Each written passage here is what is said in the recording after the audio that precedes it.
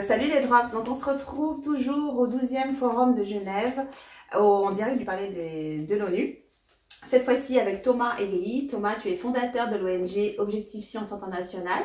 Est-ce que tu peux nous parler de ton ONG? Objectif Science Internationale. Oui, qui est une ONG qui a le statut consultatif auprès de l'ONU et qui est active dans le domaine de la recherche participative, c'est-à-dire qu'on organise des voyages scientifiques sur lesquels les citoyennes, les citoyens peuvent partir utiles. Alors, c'est de la vraie recherche sur laquelle on apprend par la pratique alors qu'on est déjà en train de rendre service à la problématique à résoudre. Alors que ce soit sur certains animaux en voie de disparition, que ce soit pour protéger des habitats, que ce soit encore dans d'autres domaines, en tout cas, il y a une grande part faite à la nature, effectivement. Et puis c'est très puissant parce que, imaginons un groupe de 5 ou 10 personnes qui partent en voyage, et au lieu d'avoir 5 ou 10 observateurs, on a 5 ou 10 acteurs. C'est-à-dire qu'en fait, pour réexpliquer aux Drops là, qui nous regardent, en gros, on accompagne en fait une équipe de scientifiques, d'experts sur le terrain pour un réel programme de recherche. C'est-à-dire qu'il y a différents thèmes. Oui. Voilà, par exemple, la panthère des neiges, sur les traces de la panthère des neiges. Oui. Il y a différents thèmes et sur chacun de ces thèmes, ces encadrants, vraiment ce qu'il faut comprendre, c'est qu'ils ne vont pas être des guides scientifiques et on ne va pas venir suivre leurs explications.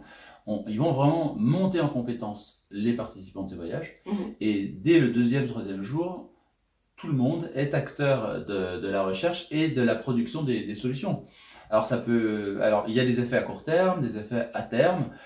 Donc tous ces voyages ont des effets à court terme. Par exemple sur la panthère des neiges, on a déjà augmenté la surface sur laquelle elle est protégée. Grâce à ces expéditions. En fait. Voilà. Okay. Sur les voyages avec les dauphins en Polynésie, on a pu participer à baisser la pression qu'il y a sur ces animaux. Donc en fait, ces voyages sont assez puissants dans le sens où ils vont allier effectivement la découverte, le plaisir, mais aussi la résolution des problèmes. Et on revient complètement changé de cette aventure. Et nous, en tant que participants, en fait, on va dire qu'on a une réelle action concrète.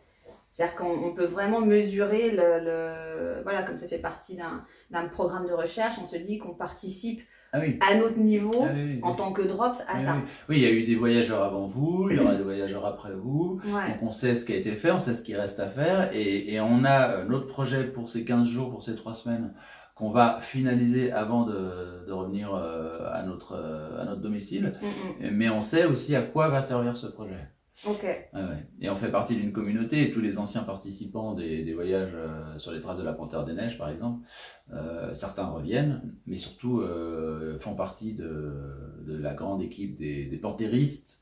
Alors justement, en parlant de la panthère, donc moi je vais prochainement, donc on va collaborer ensemble avec OSI, Drops et OSI pour proposer des projets d'expédition justement sur ces thèmes-là. Donc il y aura sur les traces de la panthère au Kyrgyzstan, au Népal. Après il y a d'autres programmes avec les dauphins en Polynésie. Voilà. Donc moi je veux vous les poster sur la page Facebook, sur le site aussi internet wearealldrops.org.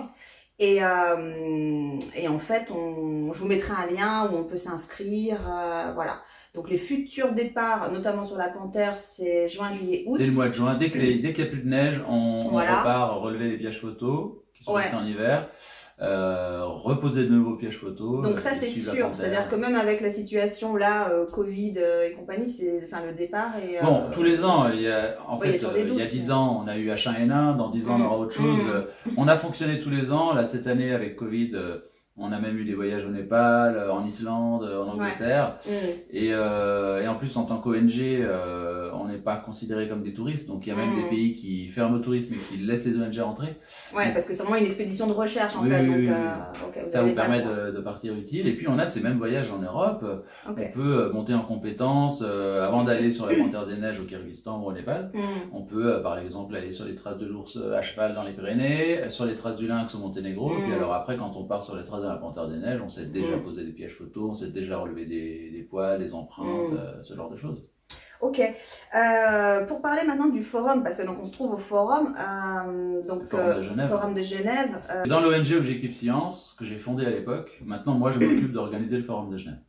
Et le Forum de Genève, en fait, c'est une plateforme annuelle pour réunir toutes les personnes dans le monde qui sont actives dans une même thématique, pour les rendre plus fortes. Et on a évidemment choisi des thématiques qui nous semblent importantes à nos yeux. Alors aujourd'hui, par exemple, c'était la conférence annuelle internationale sur les droits de la nature. Alors les droits de la nature, c'est quoi? C'est de donner à la nature des droits pour permettre de défendre ses intérêts en justice chez les êtres humains.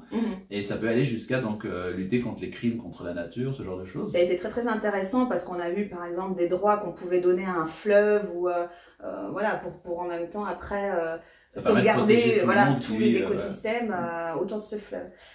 C'était super intéressant. Merci. Et oui, donc c'est sur 15 jours. Oui. C'est ça. Est-ce que tu peux nous dire à peu près les thèmes qu'on peut avoir Oui, alors chaque jour, en tout cas sur deux jours comme ça, on a des thèmes avec ces communautés qui se rejoignent. Et puis, on en a une sur les sciences citoyennes, on a une autre journée sur le tourisme responsable, également dans le domaine de l'éducation par la pratique, plutôt que l'éducation dans des formats théoriques. On a comme ça tout un tas de sujets, y compris en finance, des gens qui cherchent à financer, les ONG, qui cherchent à financer la protection de la nature. Donc, on réunit ces gens, les rend plus forts.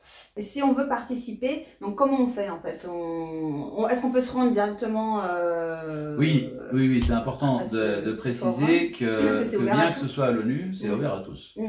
Et donc, alors, soit on n'a pas envie, on n'a pas les moyens ou le temps de venir jusqu'à Genève, on peut se trouver les directs live sur la page Facebook de Objectif Science International ou de... C'est retransmis en direct, hein, on peut aller... Et puis tu les as... Et j'en ai retransmis, voilà, sur la page Facebook de Drops. Donc voilà, les conférences sont accessibles en ligne, et puis sinon c'est ouvert à tous, c'est-à-dire qu'on peut venir dans l'ONU, il suffit de s'inscrire alors sur le site du Geneva Forum, et puis ensuite on reçoit les informations pour créer son badge à l'ONU.